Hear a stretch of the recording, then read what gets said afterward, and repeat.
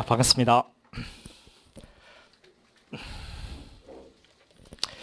자, 이번에 이제 1차 시험이 있었습니다. 다들 고생 많았고요. 시험은 무난했습니다. 형사법은 무난했고, 특히 이제 형법도 무난했고 수동법도 상당히 무난했습니다. 요 근래에 출제되는 것을 보면 그 증거법 부분 있죠. 이 증거법 부분은 상당히 좀 쉽게 나옵니다. 증거법 부분이. 다행인 것 같아요. 근데 뭐 또 어려운 지문도 있으니까 앞으로도 그럴 거라 뭐 이렇게 생각하면 안 됩니다. 근데 일단은 이번에는 증거법 부분이 상당히 평이하게 남았고요. 그 증거 풀 때는 뭐 그렇게 빠르게 풀었을 것 같습니다. 그리고 수사편이 좀 어렵습니다. 앞으로도 그 수사편이 좀 어렵게 나오지 않을까 이런 생각이 듭니다. 수사편에 여러분 조금 더 관심을 갖고 여러분 준비를 하셔야 되지 않나 이런 생각이 좀 듭니다. 그래도 말하고자 하는 것은 뻔합니다. 여러분 우리가 해야 될 것은 기출입니다. 기출 그리고 이제 판례, 그것도 최근 판례들 이걸 정확하게 잡아두시면 돼요. 지금 형사법의 출제 경향을 지금 봤을 때는 마치 주객이 전도된 듯한 느낌이 좀 들어요. 오히려 뭐 헌법이나 이런 과목들이 좀 더 그 판례의 디테일한 부분을 물어보고 또 거기에 헌법이란 과목은 옳은 지문 골라라는 문제가 1구 문제가 됩니다. 그러니까 옳은 문제 고르는 게 어려운 거예요.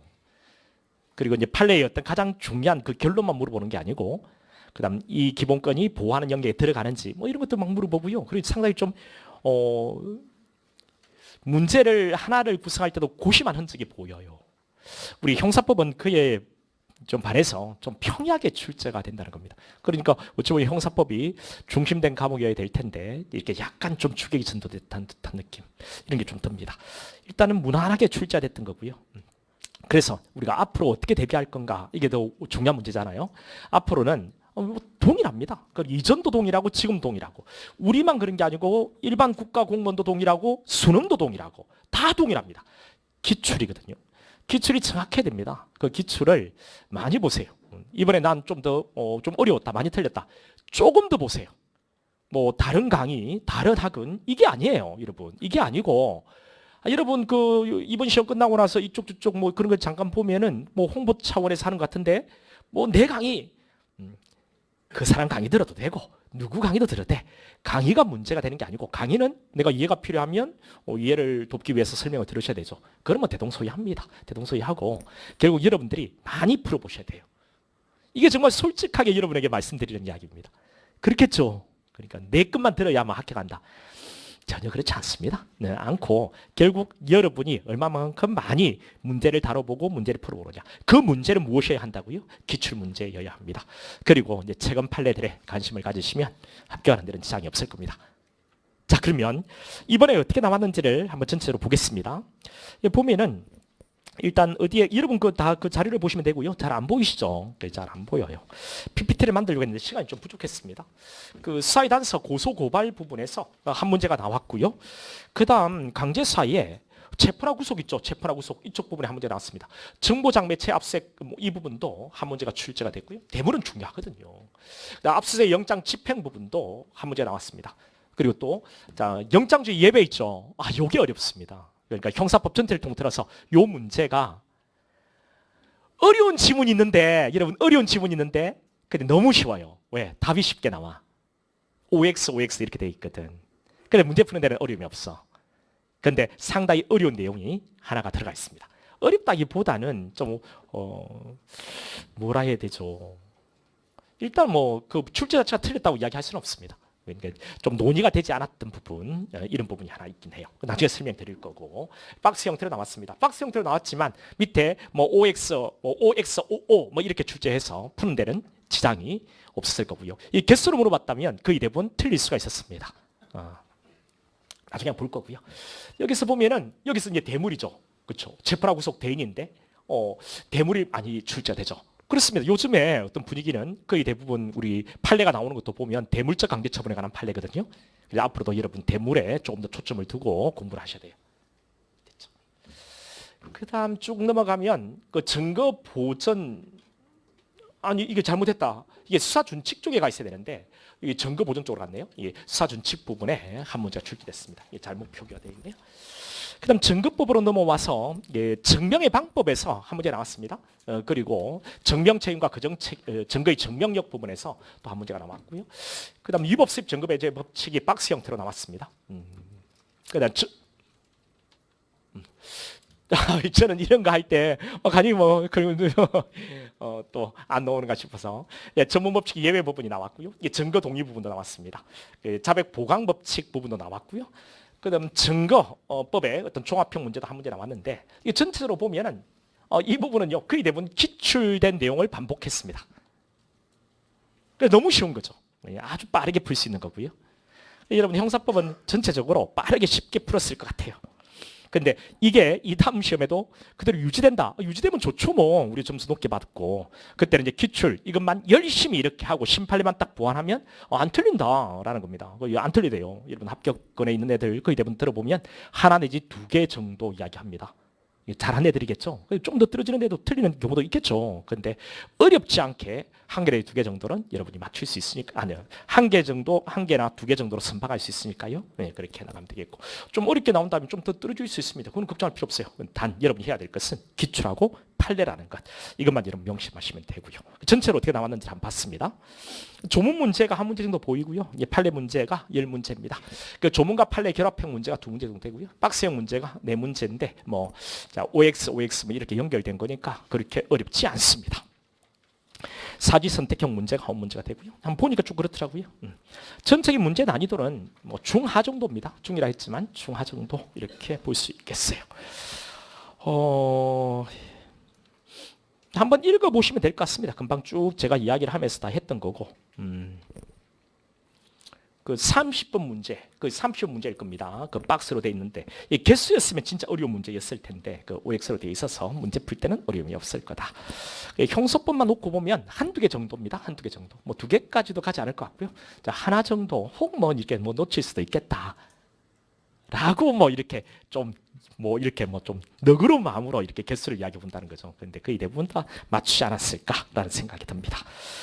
25년 2차 시험 수험 전략은요 뻔합니다, 여러분. 이걸 벗어나서 이야기하는 그런 강사들이 있고 학원이 있다면 다 사술입니다. 기출요, 기출 그것을 정확하게 여러분 것으로 만드는 게 제일 중요합니다.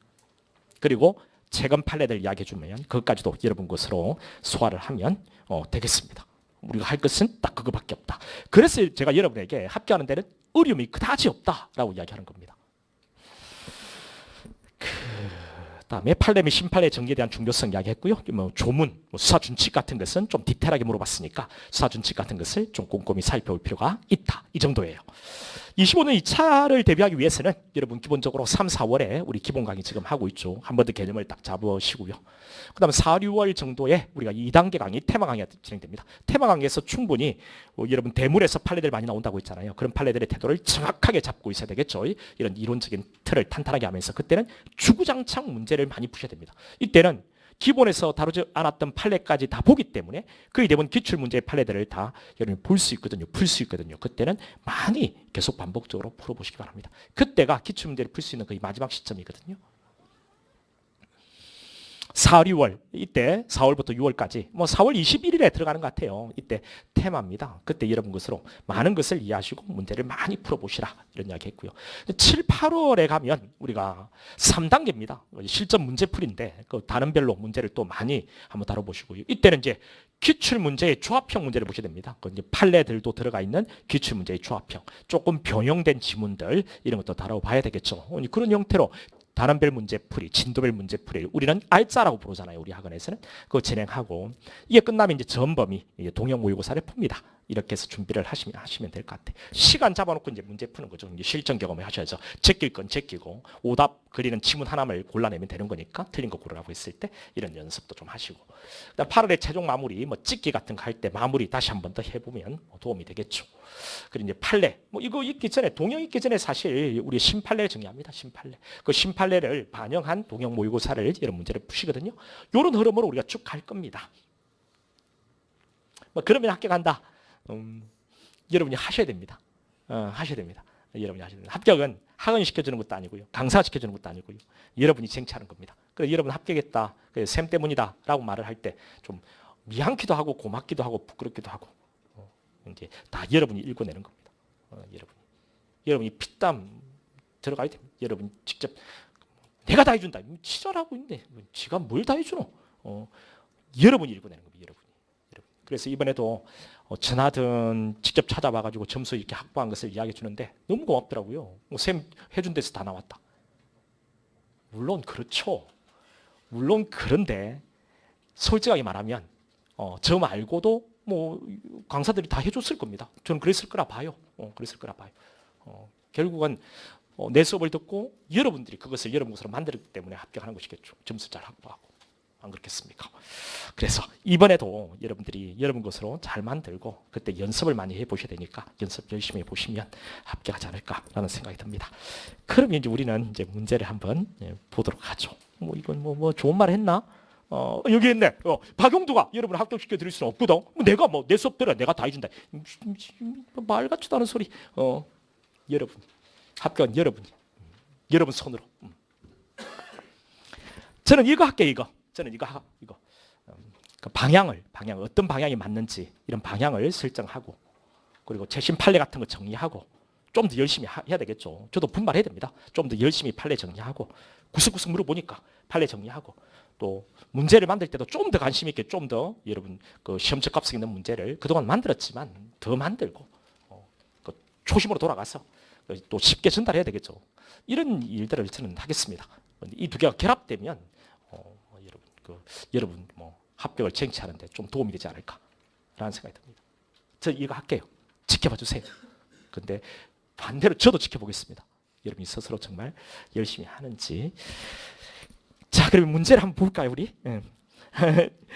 내가 말을 해놓고서 너무 뭐 멋있게 이야기한 것 같은 느낌이 든다.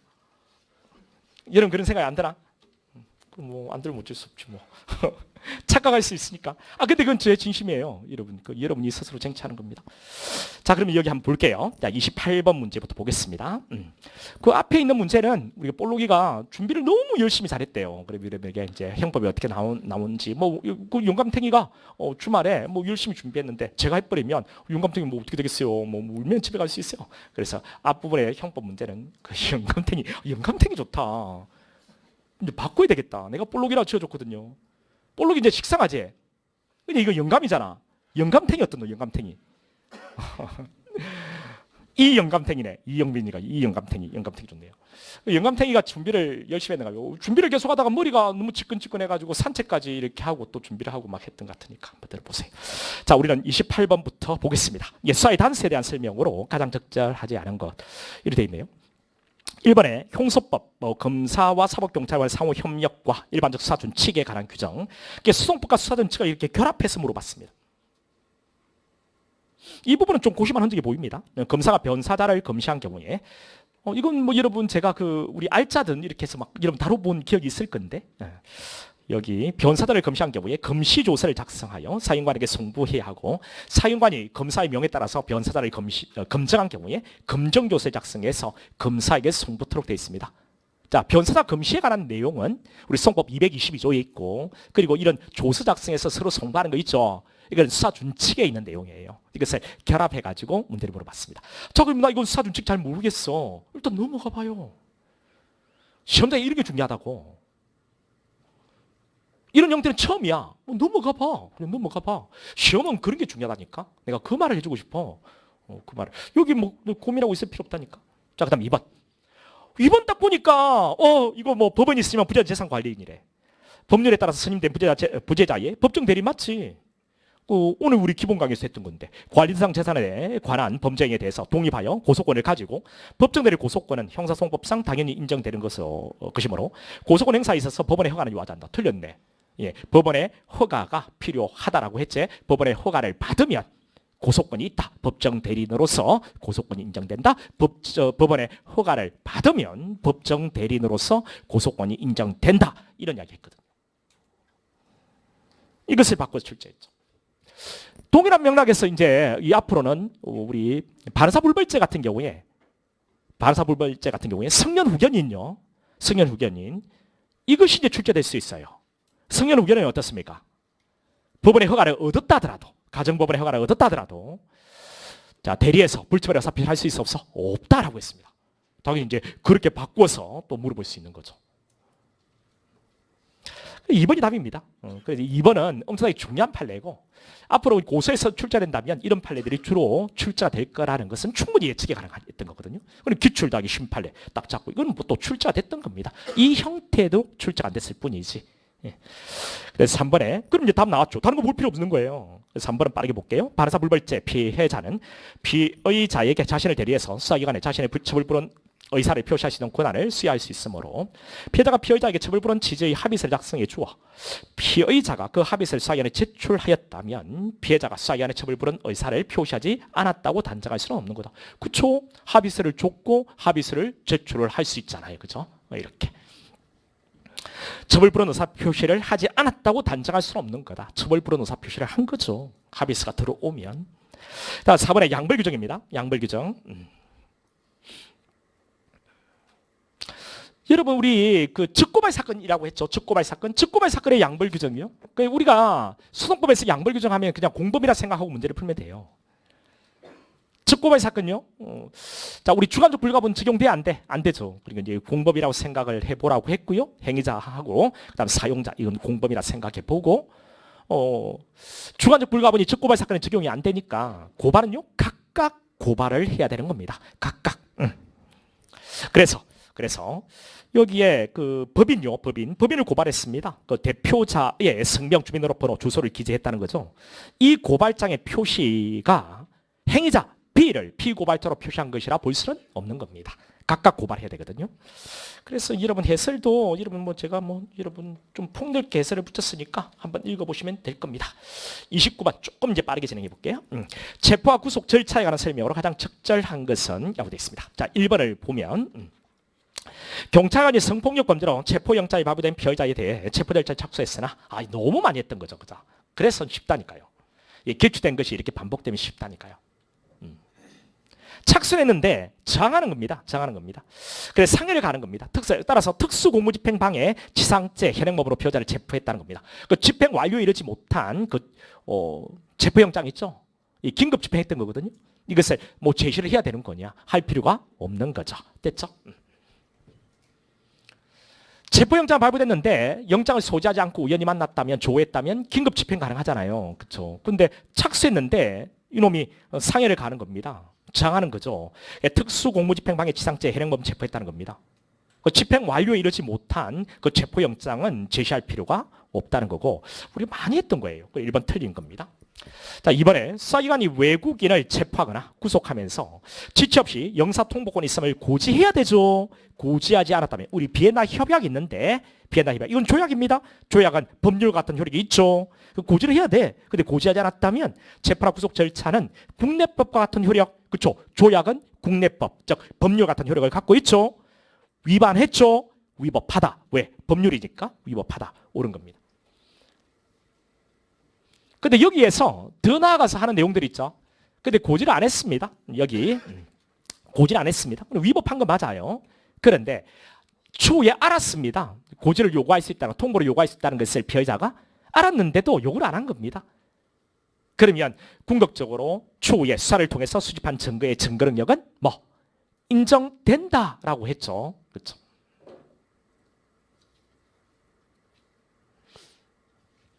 그 증거 능력에 관한 내용이 원래는 좀 더 중요한 부분이에요. 그런데 이번에는 그쪽보다는 이거 고지를 안 하고 수사를 했을 때, 통지를 하지 않고 고지하지 않고 진행을 했을 때, 수사를 진행했을 때 이것이 위법한가 위법하지 않는가 이 부분을 물어봤습니다. 위법하다, 옳은 거죠. 답이 나왔기 때문에 더 이상 볼 필요가 없는 거예요. 그래서 3번에 현행범으로 체포된 피해자에 대한 구속영장 제시와 집행이 비록 그 발부 시로부터 정당한 사유 없이 시간이 지체되어 이루어졌다 하더라도 구속영장 명시된 요기간 내에 집행됐다면 지된 기간 동안의 체포구금 상태는 위법하다고 볼 수 없는 거다. 아니죠. 위법하죠. 이건 뭐 되게 중요한 심판례예요. 그러니까 2번 그리고 3번 다 심판례입니다. 3번 이런 것은 기출문제에 봐도요 많지 않아요, 여러분. 재검 판례니까. 그래서 기출과 심판례를 잡으시라고 제가 이야기하는 거죠. 토요일에 영장이 발부됐고 그것을 월요일에 가지고 왔다 했죠. 그리고 외근 근무 나가고 있어서 담당 형사가 화요일에 집행을 했다 이런 이야기 했습니다. 그죠? 근데 이건 어떻다고요? 요기가 내 집행은 된 거는 맞지만 지체를 했다라고 이야기를 했습니다. 그 이야기하면서 쭉 이야기했던 거고 실제 사실관계를 가지고 문제를 제가 내보기도 했고 여러분 많이 문제를 풀어보셨을 거예요. 4번입니다. 경찰관이 현행범을 체포하는 경우에 피해자에 대해서 피해 사실 요지 체포 이후 변호인 선임할 수 있음을 말하고 변명할 기회를 주어야 하는데 이와 같은 고지는 체포의 집행 요건이므로 일반이 이미 체포한 현행범인을 경찰관이 단지 인도받은 경우에는 필요하지 않다라고 했네요. 어떻습니까? 일반이 이미 현행범인을 체포해서 사인도 현행범 체포 가능하죠? 즉시 인도하라고 되어 있습니다. 예, 인도받은 수사기관이 인도받을 때 미란다를 고지해야 되는 거죠. 근데 고지할 필요가 없다고 했으니까 틀린 거죠. 됐죠? 이런 형태는 기출에 그다지 없습니다. 그런데 강의할 때 전부 다 이야기했던 거거든요.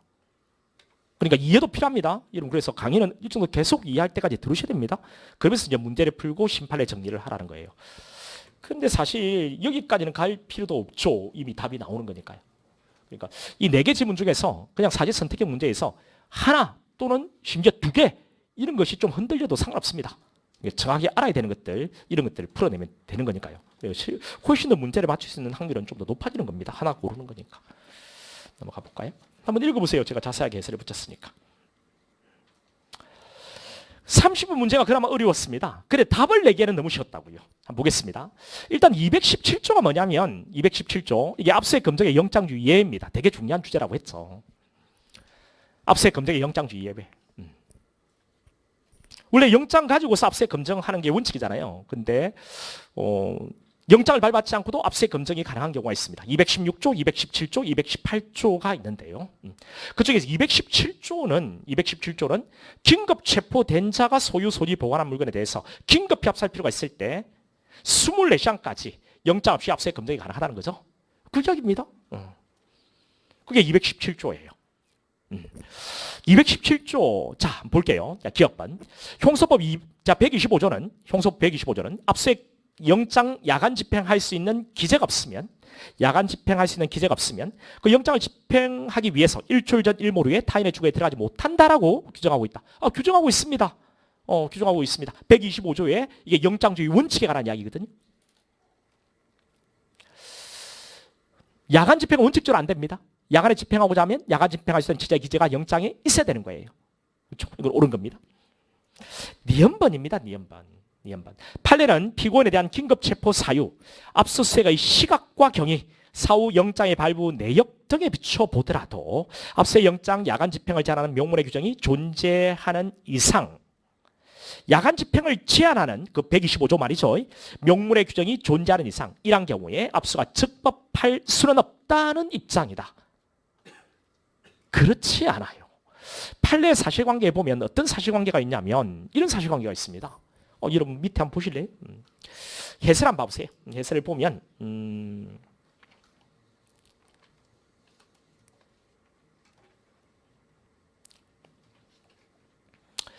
자 여기 보면 판례 여기 소속 경찰관들이 20시죠.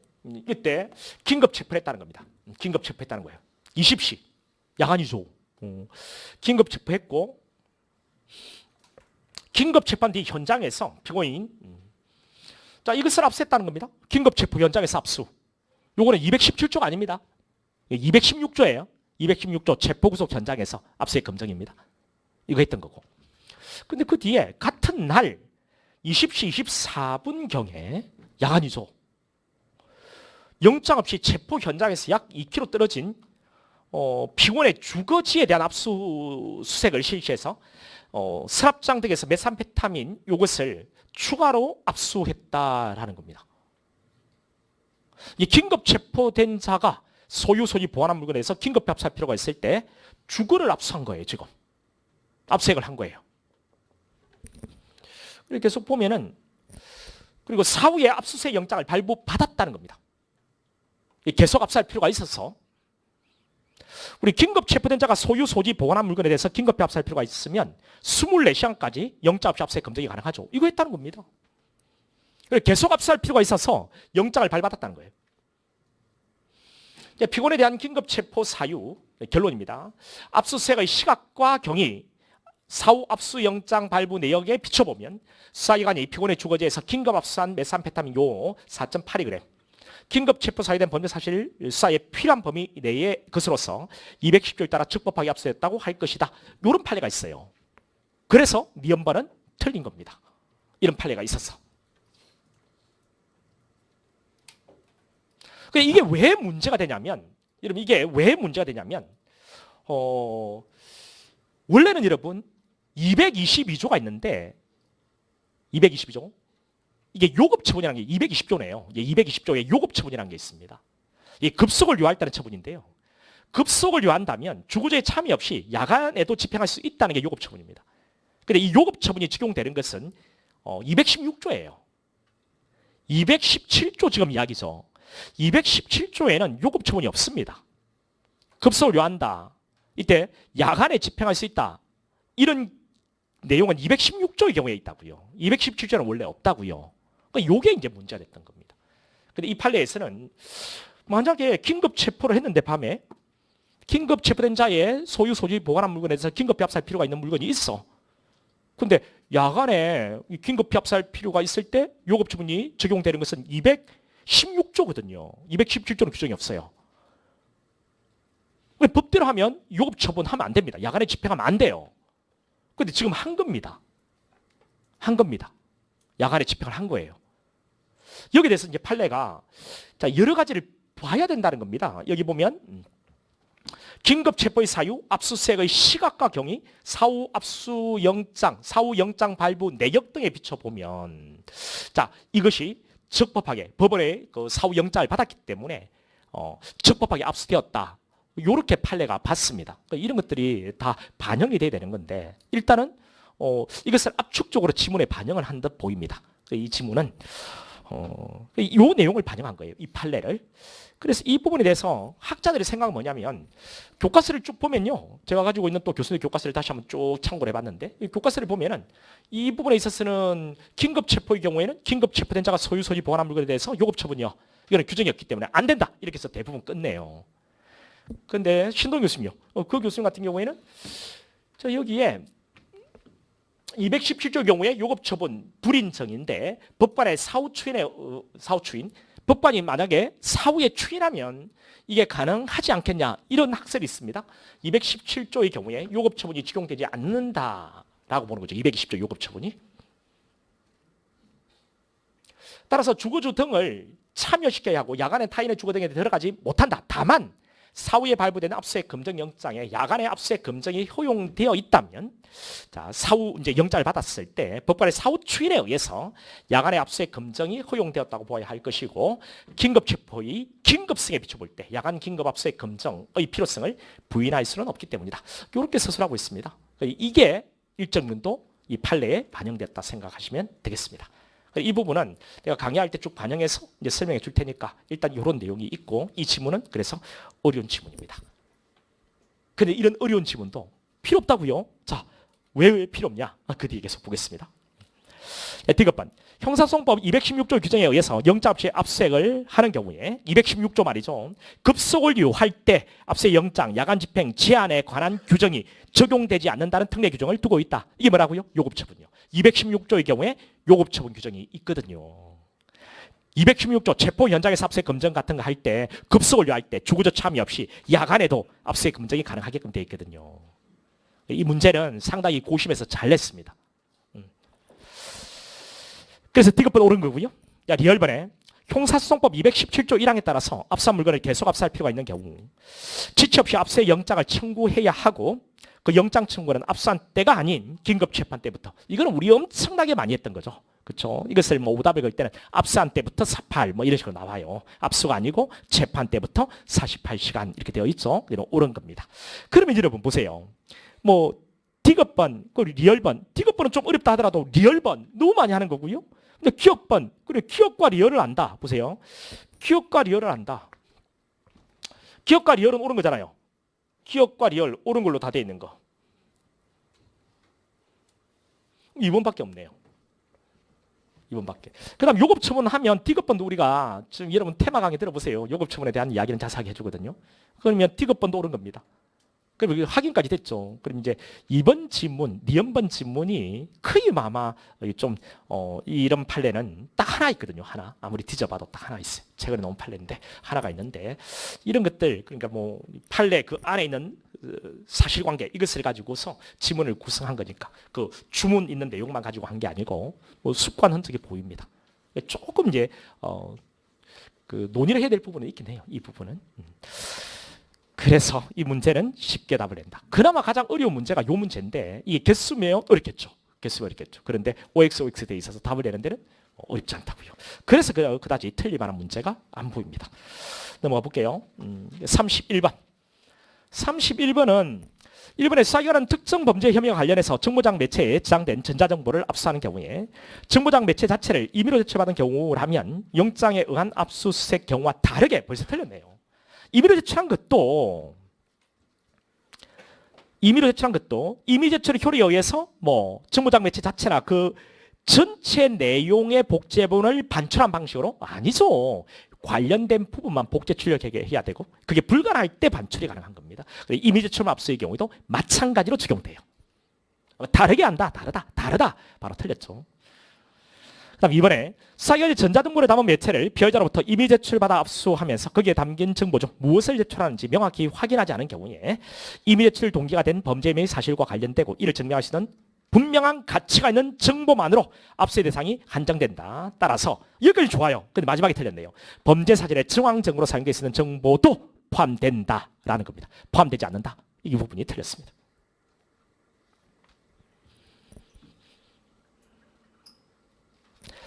되게 중요한 판례입니다. 되게 중요한 판례입니다. 3번에 피해자가 소유 관련한 정보장 매체를 피해자가 임의 제출한 경우에 피해자가 범죄 혐의 사실과 관계가 인정되는 범위를 넘는 전자정보까지 일괄 임의 제출한다는 의사를 밝혔더라도 특별한 사정이 없는 한 그 임의 제출을 통해서 수사기관이 영장 없이 적법하게 알 수 있는 전자정보의 범위는 범죄 혐의 사실과 관련된 전자정보에 한정되는 거다. 당연합니다. 당연하고. 그다음 4번이 우리 그 입시 그 비리 있죠, 여러분. 입시 비리. 그 모 교수 있잖아요. 그 사건입니다. 이것도 정말 많이 출제됐던 거고 많이 했던 거죠. 다 기출이거든요.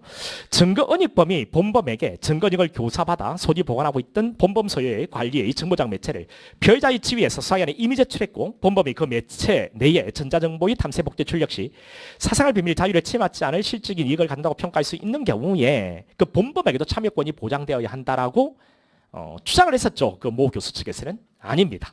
이때 참여권이 보장되어야 하는 것은 아니다. 이게 판례 입장이었죠. 넘어가죠. 자, 하나씩 설명하는 것은 우리 뭐 강의 때 다시 하도록 하겠습니다. 32번에 압수의 영장 집행하는 설명으로 가장 적절하지 않은 것. 1번에 이것도 뭐 최근 판례들이죠. 피압수자에게 반드시 압수영장을 제시하도록 규정하고 있죠. 영장 유언책을 절차적으로 보장하고 개인의 사생활과 재산권 침해를 제소하는 한편 준항구 등 피압사의 불복 신청 기회를 실적으로 보장하기 위한 것이다. 그렇습니다. 영장을 구체적으로 제시하도록 돼 있어요. 영장에 기재가 돼 있는 것만 압수를 해야 되는데 기재가 돼 있지 않은 것을 압수하게 되면 뭐 준항구를 제기해야 될 거 아니에요. 그렇죠. 뭐 이런 것은 사생활, 재산권 침해를 제소하기 위한 거고 다시 영장에 기재가 돼 있지 않은 것을 압수할 때 준항구를 통해서 불복해서 다시 돌려받아야 되거든요. 이걸 보장하기 위한 것이다. 옳은 겁니다. 그다음 2번에 수사기관이 피해자의 휴대전화를 압수할 당시 피해자에게 영장을 제시하였고 피해자는 영장의 구체적인 확인을 요구했지만 수사기관이 영장의 범죄의 기재 부분을 보이지 않은 경우에 문제가 있는 거죠. 이후 피해자의 변호인이 피해자에 대한 조사에 참여하면서 영장을 구체적으로 확인하였다 하더라도 적법하게 이루어졌다고 볼 수는 없는 겁니다. 그렇죠. 이건 뭐 신판례들인데요. 이건 너무 중요한 판례고 어렵지는 않았을 겁니다. 그러니까 기출과 신판례만 정리하면 된다고요. 지금까지 다 그렇잖아요. 3번에 금융계좌 추정용 압수의 영장 집행에 있어서 수사기관이 금융기관으로부터 금융거래 자료를 수신하기 앞서서 금융기관에 영장 원본을 사전에 제시하지 않았다면 원칙으로 적법한 집행이라 볼 수 없는 거다. 그렇습니다. 영장 원본을 제시해야 되죠. 영장 제시는 원본 제시입니다. 영장은 사본을 제시하는 게 아니에요. 원본을 제시해야 되는 겁니다. 원본을 제시하지 않았다면 이건 원칙적으로 위법합니다. 적법한 집행이라 볼 수는 없는 거죠. 물론 여기에서 더 이어지는 내용이 있습니다. 이거는 나중에 교재 보면서 제가 설명할 건데 일단 그 앞부분을 원칙적인 부분을 물어봤어요. 영장 제시는 원본을 제시해야 되는 거다. 이거 일단 머릿속에 넣어놓으면 되겠죠. 쉬운 지문이고 4번에 여러분 그 122조 단서에서 급속을 요하는 때 이것도 많이 했죠. 여러분 압수수색할 때 사전에 참여권자에게 통지를 해야 돼요. 그런데 급속을 요할 때는 통지하지 않고 참여시키지 않고 압수수색이 가능합니다. 당사자에게 말이죠. 여기 급속을 요하는 때라는 것의 의미는 뭐냐? 통지하면 은닉할 염려가 있을 때 이것이 급속을 요하는 때에 해당됩니다. 이때는 통지하지 않고 참여시키지 않고 압수수색을 할 수가 있는 겁니다. 됐죠? 실효를 거두기에 어려울 경우라고 해석함이 옳다. 예, 옳습니다. 옳은 지문이죠. 이렇게. 33번에 이게 사준칙입니다. 요게 좀 어렵다고요, 여러분들. 1번에 사법경찰관요. 특별사법경찰관은 제외다. 그렇습니다. 특별사법경찰관은 지휘감독 관계예요. 사법경찰관이 고발사건을 수사하였으나 해당 사건의 공소시효가 이미 완성되었다고 판단하여 여러분 시효가 완성되면요 이때는 불송치하는 겁니다. 공소권 없으면 불송치하는 거예요. 불송치 결정하는 경우에 그 이유를 명시한 서면과 함께 관계서류 증거물을 지체 없이 검사에게 송부해야 하는 거다. 당연합니다. 이건 수사준칙하고 형사소송법이 결합된 이런 형태의 지문이에요. 그래서 저는 이제 앞으로는 수사준칙과 소송법을 좀 결합해가지고 이런 것처럼 문제를 한번 구성을 해서 여러분들이 보는 것도 필요하겠다 이런 생각이 들고요. 이번에 성질에 나온 것처럼 수사준칙 내용을 가지고서 그 조사할 때 그 시간들 있죠. 피해자 신문할 때 이런 것도 수사준칙에 입각해서 이런 수사가 과연 적법하냐 이런 것들도 구성해서 이런 풀어볼 필요가 있지 않나 이런 생각이 들어요. 아마도 여러분 그 2차 때는 그게 나올 가능성이 있습니다. 이번에 성질에 나온 그런 형태. 그러니까 피해자 신문할 때 여러 가지 어떤 시간들이 있거든요. 총조사 시간, 실제 조사 시간, 휴식 시간 이런 거 다 해가지고 과연 이렇게 조사를 했는데 이게 적법한 거냐 이런 식으로 충분히 가능성이 있습니다. 한번 지켜보세요. 이번에 제가 나온다 이게 안 나오는 거 봐라 나온대로 나온다라고 해가지고 나왔잖아요. 강사로서는 그런 감이 조금 있긴 하거든요. 자, 2번 사법경찰관이 고발사건에 대해서 불송치 결정하는 경우에 사법경찰관은 사건을 검사에게 송치하지 아니한 취지 그 이유를 서면으로 고발에게 통지해야 하지만 그러한 통지를 받은 고발인은 이의를 신청할 수 없다. 그렇죠. 고발인 이의 신청 못한다라고 했죠. 그래 막 제가 비판 막 했잖아요. 막 얼굴 빨개지면서 말이죠. 이 빨개진 제 얼굴이 기억났습니까? 시험 칠 때. 고발은 이의 신청할 수 없게끔. 말도 안 되는 이야기잖아요. 3번에 검사가 송치받은 사건에 대해서 보안수사가 필요하다고 인정하여 사법경찰에 보안수사 요구를 하는 경우 1인이 범한 수재 중에서 여러분 이것은 상당히 좀 구석진 내용을 물어봤어요. 한 번도 나온 적이 없죠 지금까지. 그러니까 사전칙의 아주 디테일한 부분까지 봐야 돼요. 그럼 이런 게 나왔기 때문에 앞으로 사전칙을 아주 디테일한 부분까지 볼 거냐. 충분히 대비가 됐다면 여러분 보는 게 맞지만 그렇지 않으면 필요 없어요. 이게 다음에 반복되어 나올 것 같으냐? 전혀 그런 생각 안 들어요. 그래서 제가 이 정도 보라고 찍어준 걸 벗어나서는 나온다면 다른 선택지에서 승부를 거시는 게 맞습니다. 그런 선택지가 2개 들어가 있고 그중에 골라야 된다. 어려운 겁니다. 이건. 강사들 누구나 다 틀릴 수 있다라고 이야기를 해요. 요행에 찍어서 맞춘 애도 있을 수 있겠죠. 이런 것들은 이 지문은 넘어가도 됩니다. 그 밑에 1인이 범한 수재 이게 관련 사건이거든요. 그 사전칙에 보면 관련 사건이라 돼 있어요. 근데 이 관련 사건을 형사들이 알까 싶어요. 저는. 관련 사건은 1인이 범한 수재, 1인이 범한 수재라고 했죠. 수인이 공동으로 범한 죄, 수인이 동시에 동일한 장소에서 범한 죄, 은인이 허장과 그 본범의 죄, 이런 것들이 관련 사건으로 돼 있습니다. 11조에 있거든요. 소송법 11조에. 그런데 그 수송법 11조 이렇게만 되어 있습니다. 그런데 이것을 하나씩 찾아서 정확히 이 내용을 봐야 된다는 건데 만만치 않아요. 그러니까 1인 범한 수재 이게 관련 사건인데 수사기록 명백히 현출되어 있지 않은 사건 보안수사 요구 대상인 관련 사건에 포함되지 않는다. 이거 옳은 겁니다. 자, 그래서 이 부분은 여러분 잘 모르시니까 옳은 선택지지만 제가 이렇게 쭉 한번 서술했으니까 한번 읽어보시면 되겠습니다. 복습하실 때 넘어갈게요. 4번입니다. 그럼 이제 3번 잘 모르겠다. 그럼 넘어가서 한번 보자. 4번. 사법경찰이 사건을 송치하지 않은 것을 위법 부당하다는 이유로 검사가 사법경찰에 재수사를 요청하여 그럼 여러분 수송법하고 수사준칙을 결합시켜 놓은 거예요. 자, 위법 부당하다는 이유로 검사 사법경찰에 재수사를 요청하여 재수사 중인 사건에 대해 고소인이 이의신청을 했다는 거예요. 고발은 이의신청 못하죠. 근데 고소인은 할 수 있잖아요. 고소인이 이의신청을 한 경우에 재수사 계속 진행 여부를 사경이 결정할 수 있다고요? 아니에요. 재수사는 바로 멈추고 사건을 검사에게 송치도록 되어 있습니다. 제가 이제 강의할 때마다, 우리 테마 할 때마다 이 부분은 강조해서 이야기를 했거든요. 그게 그대로 나왔습니다. 그러니까 일정도 이런 부분들은 거의 기출에 없는 내용들은 강의를 들으셔야 됩니다. 그러니까 기출만 냈다 풀겠다. 그게 또 한편은 또 오류입니다. 제가 기출 강조해서 기출만 냈다 풀면 되느냐? 안 될 겁니다, 여러분. 기출하고 판례가 어우러져야 되고, 그리고 아직 기출되지 않은 내용들 중에서 충분히 이렇게 예상이 가능한 부분을 설명해 주는 것을 계속 듣고 이런 것으로 만드는 것도 필요합니다. 근데 제가 이제 앞으로 더 분발해야 될 것은 이런 수사준칙도 결합시켜서 여러분 문제를 풀 때, 우리 R자나 우리 동형 모의고사 할 때, 그때 치려고 할 때 이런 지문을 좀 더 여러분 경험하게끔 이렇게 시키는 그런 노력을 좀 더 분발해야 되겠다, 이런 생각을 저는 한다고요. 저는 그런 일을 할 테니까 여러분들은 설명 계속 열심히 듣고 이해하시고 계속 문제 푸시고 그 과정을 밟아 가시기 바랍니다. 우리 둘이 이렇게 쭉 해나가면 합격하는 데는 어려움이 없겠죠. 증명의 방법에 관한 설명, 이제부터는 아주 쉬워요. 증거법이 훨씬 쉽습니다. 어떤 수송 절차가 진행된 내용이 공판조서에 기재되지 않았다 하여 당연히 그 수송 절차가 당해 공판결에 행해지지 않은 것으로 추정되는 것은 아니고, 여러분 이거는요, 우리 공판조서는 기재된 수송 절차는 기재가 된 대로 증명하는 힘이 있습니다. 이게 공판조서의 절대적인 배타적인 증명력이라고 합니다. 자, 공판조서에 기재가 된 것은 그렇고요. 기재가 되지 않았다. 그러면 다른 자료를 가지고 증명할 수 있는 거냐? 가능합니다.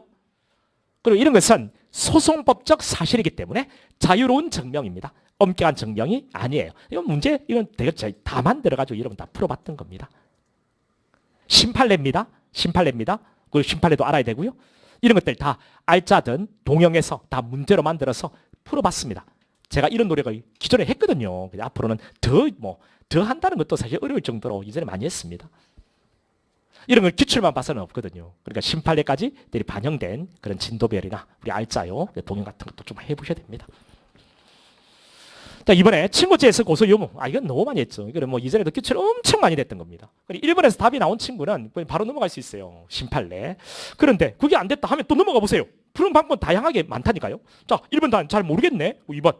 고소는 고자라고 했죠. 고자. 자유로운 증명. 오케이. 몰자 했죠. 몰자. 자유로운 증명. 자, 여기 엄격한 증명은 필요 없지만 증거에 의해서 인정돼야 한다. 그렇죠? 엄격한 증명 말고 증명은 자유로운 증명이겠죠. 자, 옳은 거고. 양형 조건요. 양형 조건 했죠. 51조. 이것은 양형은 법원의 재량이기 때문에 엄격한 증명의 대상으로 하기에 부적합하고, 그렇죠? 뉘우치고 있는지 반성하고 있는지 이런 것들이거든요. 그래서 이건 자유로운 증명이다라고 했잖아요. 그렇죠? 자유로운 증명이라는 것은 법이 정한 조사 방법에 구애되지 않고 하는 거거든요. 예, 여기 증거사 자격이나 증거사 방식에 구애됨이 없이 이 말이 다르게 표현하면 자유로운 증명이에요. 그렇죠? 어렵지 않고요. 그래 결국은 1번이란 재검 판례는 모른다. 자, 그러면 2, 3, 4를 가지고서 할 수밖에 없습니다. 그러니까 재검 판례까지 되어 있다면 1번의 답이 나오면 훨씬 더 바로 시간도 확보하고 더 넘어갈 수 있겠죠. 자, 그 다음에 35번 볼까요? 35번. 증명체인과 증거의 증명에 관한 설명인데, 1번에 형사재판에 있어서 이와 관련된 다른 형사사건 확정 판결. 여러분 이것도 엄청 많이 했던 기출 판례예요. 그렇죠? 기출 판례고 기출 지문이죠. 그러니까 볼록이하고 영감탱이라 했다. 영감탱이하고 만약에 민현이가 같이 범죄를 벌였다 한번 해볼게요. 자, 이런 경우에 영감탱이가 이상하다, 그죠? 이제 볼록이를 하자. 볼록이가 부산에 재판받고, 민현이가 만약에 대구에 재판받는다. 볼록이가 먼저 재판받았어요. 이 볼록이 재판에서 인정한, 볼록이 이제 확정됐는데 그 확정 판결에서 인정한 사실은 민현이 법정에, 공범이 민현이 법정에 유력한 증거가 되는 거 맞죠. 그런데 민현이 법정에서 여러 가지를 조사해 보니까 볼록이 확정 판결에서 인정한 사실을 그대로 인정하기가 어려운 거예요. 그러면 당연히 자유심정주의니까 재판할 때 법관이 자유롭게 판단하는 거니까 민현이 재판하는 이 법관이 확정 판결에서 인정한 사실도 배척할 수도 있는 거다. 그 이야기하는 거죠. 그러니까 1번은 옳은 겁니다. 배척할 수 있다. 옳은 거고. 이번에 이미 제출물 압수한 경우에 압수물이 218조에 따라서 실제로 이미 제출된 것인지에 관해서 다툼이 있을 때 이미 제출의 임의성을 시할 만한, 당연히 이런 것도 누가? 검사가 입증해야죠. 검사가 입증해야 되죠. 검사가 증명해야 된다. 증명은 검사죠. 증명 책임이 피고인에게 전환되는 경우가 있습니다. 두 개 기억하면 돼요. 명예수재의 진실성과 공익성, 또 상해죄의 동시범 특례 있죠. 이 같은 경우에 그때 입증 책임이, 거정 책임이 전환되는 겁니다. 이 빼고는 다 검사다 하면 옳은 겁니다. 자, 3번에 이것도 우리 많이 했죠, 여러분. 법정에 불러와서 정인신문이 가능한 자인데요. 미리 수사기관이 그 애를 참고조사하는 겁니다. 그래서 피고인에게 불리한 진술을 확보해서 조서를 작성한 거예요. 이 조서를 나중에 법정에 증거로 가지고 들어오는 거죠. 이거 원칙적으로 증거를 못합니다. 그렇죠? 동의를 해야만 증거로 쓸 수 있다 했죠. 이제는 요 놈이 그때 진술했던 거 있죠. 수사기관이 진술했던 거. 이것을 법정에서 증언을 하는 겁니다. 이때 그 증언의 신빙성은 엄격하게 따져볼 필요가 있는 거예요. 왜? 검사하고 미리 입을 맞췄을 가능성이, 말을 맞췄을 가능성이 있기 때문에. 됐죠? 그 이야기 하는 겁니다. 그래서 여기 보면은 특별한 사정이 없이 수사기관에 소환하여 면담하는 절차를 거친 후 증인이 법정에서 피고인의 불리한 내용을 진술을 한 경우에 검사가 증인신문 전 면담 과정에서 증인에 대한 회유, 압박, 답변 유도, 암시 등으로 증인의 법정 진술에 영향을 미치지 않았다는 점이 담보되어야 증인의 법정 진술을 신빙할 수 있지 않겠냐라는 겁니다. 당연하죠. 미리 말을 맞췄을 가능성이 있으니까. 4번입니다. 그러면 나는 1번, 2번, 3번 잘 모르겠는데 그럼 4번 와보세요. 빠르게. 고민할 필요가 없어요. 4개 중에서 잘 고르는 겁니다. 4번. 이건 여러분 시험에 기출지문이었어요. 그리고 엄청나게 많이 나왔죠. 자, 우리 명예훼손 진실성 공익성이요. 입증 책임이 전환된다 했죠. 피고인에게. 그런데 피고인이 진실성 공익성 입증은요. 엄격한 증명이라고요? 아니라고요. 자유로운 증명이라고요. 자유로운 증명은 증거 능력이 필요해요? 필요 없어요? 필요 없죠. 그 증거 능력에 관계된 법칙, 전문 법칙은 적용되지 않습니다. 그 이야기죠. 310조 2 전문 법칙인데 적용되지 않는다. 이렇게 가야 옳은데 적용된다라고 해서 틀린 겁니다. 그다음 36 증거동의인데요. 증거동의도 너무 쉽습니다. 기존에 다 나왔던 거예요.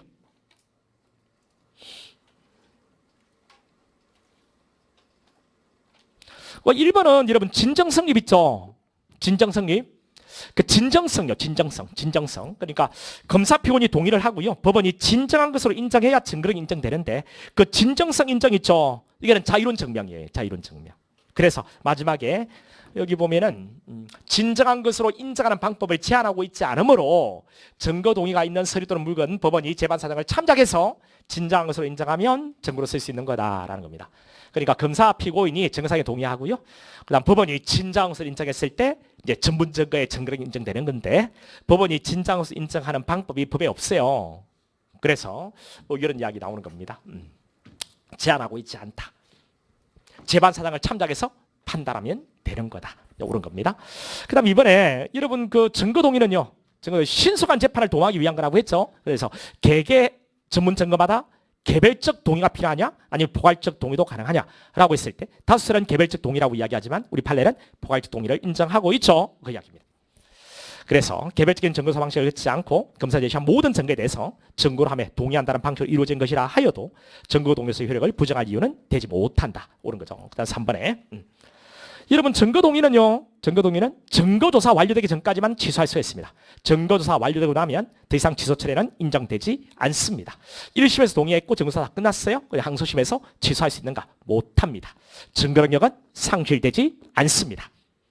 옳은 거죠. 너무 쉽죠. 그래서 4번에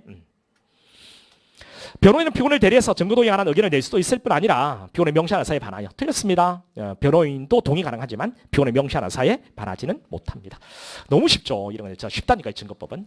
그다음 37번에 자, 기업범 같은 경우에 영장을 발받지 못한 때 수사기관은 압수한 물건을 즉시 반환해야 하고 즉시 반환하지 아니한 압수물은 유죄적으로 사용할 수 없으나 뭐 동의하더라도 달리 볼 것은 아니다. 그렇습니다.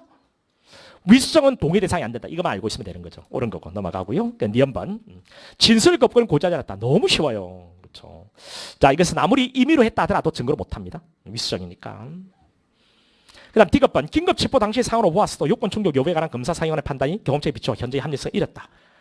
그러면 유치약성된 뭐 진술서 유법 수입 증거로서 증거력이 부정된다. 당연합니다.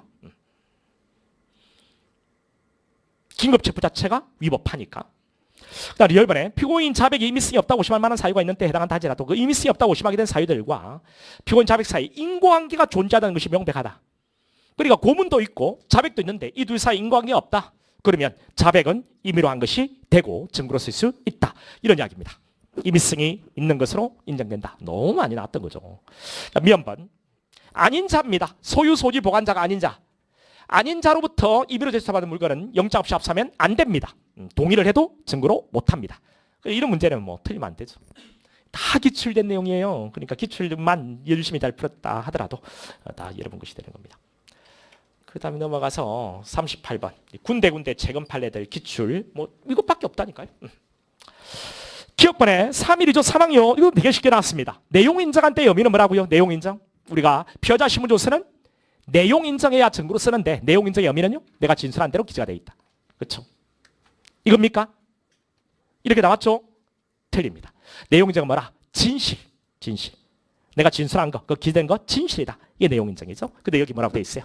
내용 인정의 의미가 기재 내용이 진술 내용대로 기재되어 있다는 것을 의미한다. 이게 뭔데요? 실질적 진정 성립 이야기죠. 그렇죠? 네, 틀렸습니다. 자, 내용 인정은 진술 이퀄 기재가 아니고 그 기재된 게 진실이다. 이게 내용 인정입니다. 니은번에 피의자 진술을 기재한 서류 내지 문서가 수사위원회에서 수사 과정에 작성된 것이라면 서류나 그 문서의 형식과 관계없이 피의자 심사와 달리 볼 수는 없는 거다. 당연합니다. 그 서류는 타이틀대로 가는 게 아니고 내용에 따라 판단한다 했죠. 피의자 신문 조서가 되고 피의자 신문 조서의 증거 인정 요건은 내용 인정이죠. 그 이야기고 옳은 겁니다. 압수조서에 기재가 돼 있다 해도 마찬가지예요. 이것도 심판례입니다. 다 우리 정리했던 거예요. 이전에 뭐 진술조서, 진술서 이런 이야기 했고 또 금전조서 했고 지금 최근에는 압수조서 이렇게 바뀐 것밖에 없어요. 그러니까 결국 피의자가 한 이야기는 피의자 신문조서이다. 내용 인정이다. 내용 부인하면 증거로 못한다. 디귿번에 3.1조 5항의 적용 대상에 수사 과정에서 작성한 진술서라는 것은 이것도 많이 했죠. 수사 과정에서 작성한 진술서가 꼭 조사실에서 조사받을 때만 의미하는 거냐? 아니라고 했죠. 직접 찾아가서 조사할 때 그때 직접 기재한 진술서도 또는 수사기관에 제출할 의도로 집에서 적어서 가지고 와서 수사에 제출한 것도 전부 다 수사 과정에서 작성한 진술서에 해당된다라고 했습니다. 그렇죠? 그러니까 이 디귿번 옳은 거고 이런 것들이 다 심판례입니다. 10번에 형사소송법 재전문 진술 이거는 뭐 이전 판례고요. 엄청나게 많이 했던 겁니다. 재전문 진술 기재한 조서 있죠. 이것은 증거 동의밖에 방법이 없습니다. 증거 능력 인정되기 위해서는 됐죠?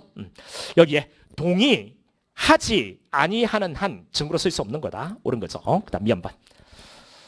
자, 이것도 뭐 심판례는 아니에요. 이전에도 나왔고 최근에도 또 나왔는데 너무 간단한 겁니다. 수표입니다. 수표. 우리 부정수표 단속법, 우리 부도수표요. 부도수표는 범죄입니다. 이 부도수표죄에 그 수표 있죠. 부도수표죄를 입증하기 위해서 그 부도난 수표가 법정의 증거로 들어옵니다. 이거는 뭔데? 수표니까 서류는 맞습니다. 근데 이거는 물건으로 취급되는 서류예요. 예, 점검 물인 서면이라고 합니다. 이건 물증으로 취급되는 겁니다. 물증으로 취급되니까 전문법칙은 적용되지 않습니다. 됐죠? 그래서 여기 맨 마지막에 전문법칙이 적용된다, 틀렸다 이렇게 되는 겁니다. 이런 것들은 출제가 많지는 않아요. 기출문제 봐도 이런 거 놓쳐요. 그래서 테마를 들었고 그리고 이 내용들도 이해를 하고 그렇게 해서 문제를 푸는 겁니다. 그러니까 여러분 기출만 냈다 푼다 이것도 아니겠죠. 근데 충분히 기출되지 않은 이런 판례들 같은 것도 이해도 필요하니까 듣고 문제 풀고 그리고 심판례 계속 보완하고 이게 결합되면 합격이 온다는 겁니다. 그 과정을 밟으세요. 그 과정을. 그 다음에 자백보강법칙 이건 아주 간단하게 나왔습니다. 즉결심판 절차에서는 보강법칙이 적용되지는 않습니다. 또 하나 소년보호사건에도 적용되지 않아요. 왜?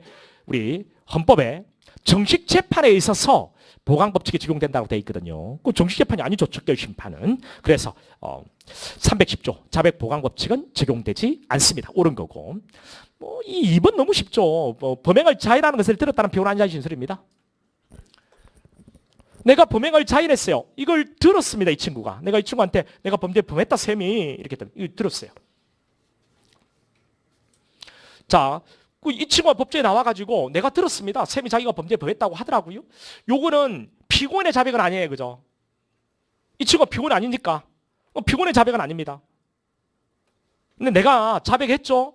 이 자백에 대한 그런 보강적으로 들어올 수 있는가? 보강적으로 들어올 수 없어요. 보강 증거는 자백과는 독립된 증거가 되거든요. 결국 이 친구가 지금 이야기하는 것은 내가 자백하는 내용을 지금 이야기하는 거니까 나의 자백과는 독립된 증거가 아니거든요. 그래서 보강 증거는 안 되는 겁니다.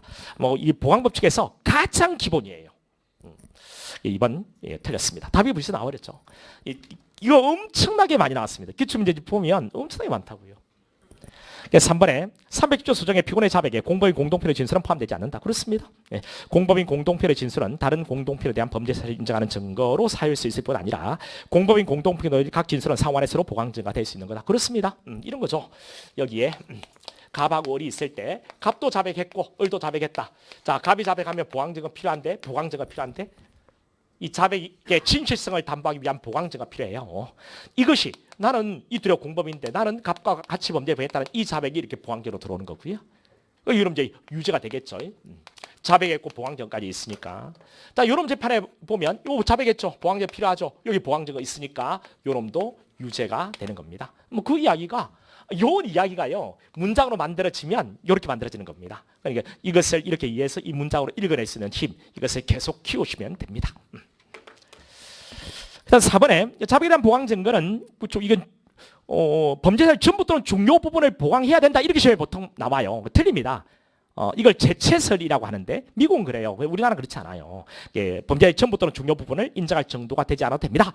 자백이 진실하다는 것만 담보하는 정도면 돼요. 진실성 담보설 이렇게 부릅니다. 인정, 서정, 물정 다 되고요. 직접 증거, 간접 증거 다 됩니다. 뭐 직접 증거 아닌 간접 증황 증거도 보강 증거가 될 수 있다 이렇게 되어 있고요. 그다음 또한 자백과 보강 증거가 서로 어울려서 전체로서 범죄 사실을 인정할 수 있으면 유죄 증거로 충분한 거다 옳은 겁니다. 이런 것들도 엄청나게 기출된 지문들이에요. 그 빈도가 상당합니다. 틀릴 수가 없는 거죠. 마지막 번 문제를 잠깐 보겠습니다. 그 사례 문제입니다. 그 40번 문제는 이렇게 형법과 소송법 사례형 문제니까 여러분들이 한번 쭉 보세요. 우리 뭐 시간 관계상 또 이제 볼록이가 뭐 기억 니언은 이런 준비를 다 했다니까 그때 이야기 들어보시면 되겠고요. 뭐 니언이 답입니다. 여러분 형법 조금 했으면 틀리지 않을 것 같은데 여러분. 디귿번과 리얼번이 이제 소송법 지문입니다. 이렇게 나와요. 그 맨 마지막 문제는 뭐 형법 지문 2개, 소송법 지문 2개 정도. 디귿번 보면 갑과 을이 각각 배임죄와 배임교사죄로 함께 기소됐다는 겁니다. 배임죄, 배임교사죄로 공범이죠. 여러분 공범이죠. 형법 총칙상의 공범이잖아요. 배임죄 그리고 배임교사죄 함께 기소가 됐다는 겁니다. 사법경이 작성한 피해자 신문조서는 갑의 법정 기소에 의해서 3.1조 상해 요건을 갖춘 경우라도 을이 공판기일에 그 조서의 내용을 부인하면 유죄적으로 사용할 수는 없는 거다. 당연합니다. 3.1조 상해 아니고요. 우리가 형법 종치적인 공범뿐만 아니라 필요적 공범, 대항범도 다 포함돼요. 여러분 이거는 3.1조 사망이 적용돼요. 공범에 대한 피신조서는 사항이 아니고 사망이거든요. 사망은 피고인이 내용 인정해야 돼요. 피고인이 내용 부인하면 증거를 못합니다. 옳은 거고 이것도 너무 쉬운 거예요. 리얼번에 그 사례인 것밖에 없어요. 그래서 쉬운 거예요. 리얼번도 쉽습니다. 만약 갑과 A가 2000년 이후에 따로 살고 있는 사촌 형제 관계라면 지금 배임죄를 범했다라고 돼 있는데 이게 사촌이랍니다. 사촌. 근데 같이 살고 있지 않대요. 뭔데 이건? 상대적 친고죄가 되는 겁니다. 상대적 친고죄의 고소기간요? 친고죄의 고소기간은 6달이라고 했죠. 6달. 언제부터요? 범인은 안 날부터 6달. 범인은 안다는 것은 범인과 범죄를 모두 알아야 됩니다. 범죄를 안다는 것은 확정적인 인식이 필요하다고 했습니다. 그러면 자 위에 스토리를 보면 여기 보면 넘겨버린 사실을 명확히 알게 되었다라고 했죠. 자 범인도 알았고 범죄도 알았죠. 이때부터 6달입니다. 언제 알았다고요? 5월 15일. 5월 15일.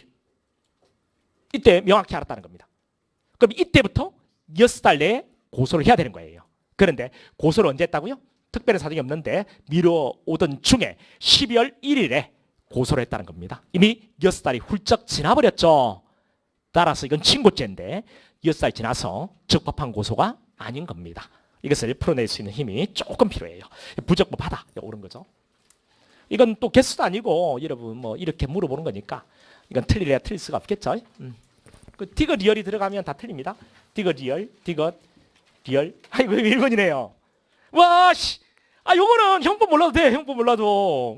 수동법 알아도 푸는 거네. 그렇게 되는 디귿 리얼. 디귿 리얼. 1번밖에 없네.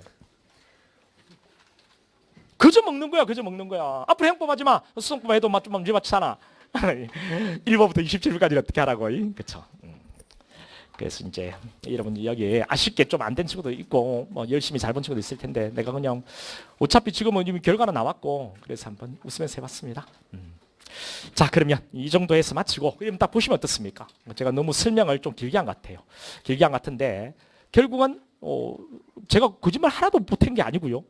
18례 아니면 18례도 그렇게 비중이 많지 않아요. 일단 18례 그리고 기출지문 그리고 이전에 기출됐는데 초점을 다른 데를 잡아가지고 출제한 이런 부분들. 그다음 수사준치가 물론 처음 나온 지문이 있습니다. 근데 이 모든 것들이 다 강의하고 그다음 기출하고 심판례 이런 것들이 결합되면 됩니다. 그래서 이 과정을 따라오면서 이해도 하고 문제도 많이 풀고 뭐 이런 식으로 해보시면 이 차이는 좋은 결과를 보지 않을까 싶습니다. 그리고 우려하지 말고 또 한번 아쉽게 안 됐다면 몇 개월 안 남았으니까 또 한번 열심히 한번 해보세요. 이것으로 마치겠습니다. 수고했습니다.